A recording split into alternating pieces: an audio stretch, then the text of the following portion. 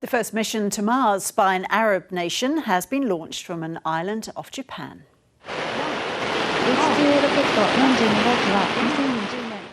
The rocket is taking the United Arab Emirates probe named Hope into orbit to the Red Planet to learn more about its atmosphere and weather.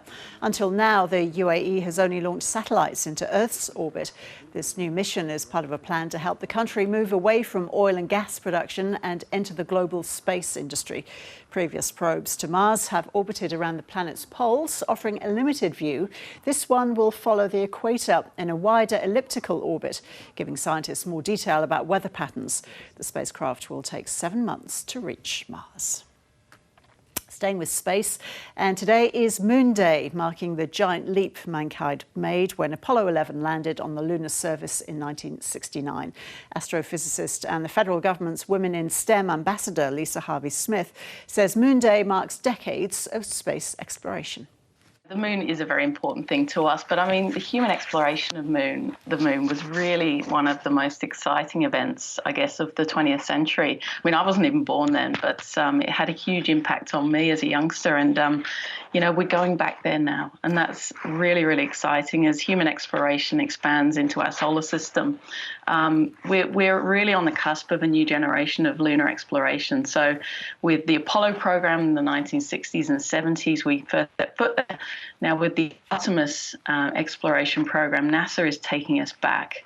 And that means huge things for technology, for science and exploration of the solar system. And Australia, very excitingly, is going to help.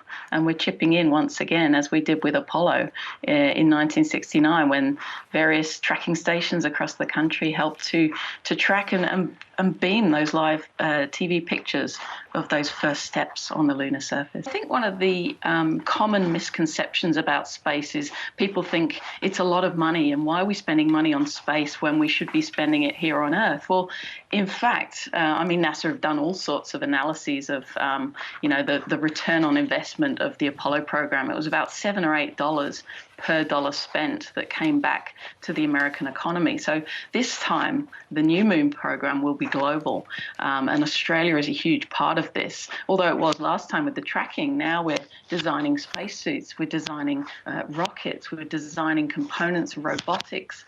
So this time we won't just be sending people to the moon, we'll probably be sending robots, drones, all sorts of new technologies, and even the mining technology that we use in Australia for, remote operation of mines.